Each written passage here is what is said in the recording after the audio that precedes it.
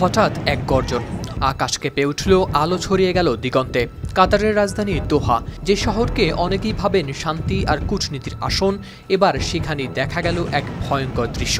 মঙ্গলবার রাতে শহরের কাটার এলাকায় উঠতে দেখা যায় ধোঁয়ার কুণ্ডলী। মানুষ তখনও বিশ্বাস করতে পারছিল না ইসরায়েল সরাসরি হামলা চালিয়েছে কাতারে। আজ 9 সেপ্টেম্বর মঙ্গলবার ইসরায়েলের একটি সূত্র জানিয়েছে, ফিলিস্তিনি সশস্ত্র গোষ্ঠী হামাস নেতাদের লক্ষ্য করেই চালানো হয়েছে এই বিমান হামলা।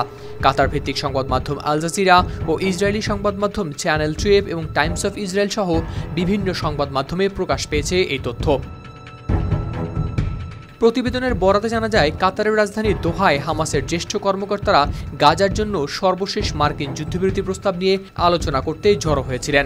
ওই সময় শহরে শোনা যায় একাধিক বিস্ফোরণের শব্দ। চ্যানেল 12 জানিয়েছে, বৈঠকটিতে হামাসের অন্যতম নেতা খালেদ মাশাল উপস্থিত ছিলেন। 1997 সালেও জর্ডানে একবার তাকে হত্যার চেষ্টা চালিয়েছিল ইসরায়েল। সংবাদ মাধ্যম আল জাজিরা জানিয়েছে, এই বৈঠকে যুক্তরাষ্ট্রের দেয়া সর্বশেষ যুদ্ধবিরতির প্রস্তাব নিয়ে আলোচনা করার কথা ছিল হামাস নেতৃবৃন্দের। কিন্তু বিস্ফোরণের শব্দে আতঙ্কে ছুটোছুটি শুরু হয়, আর কাটার অঞ্চলে দেখা যায় আগুনের লেলিহান শিখা।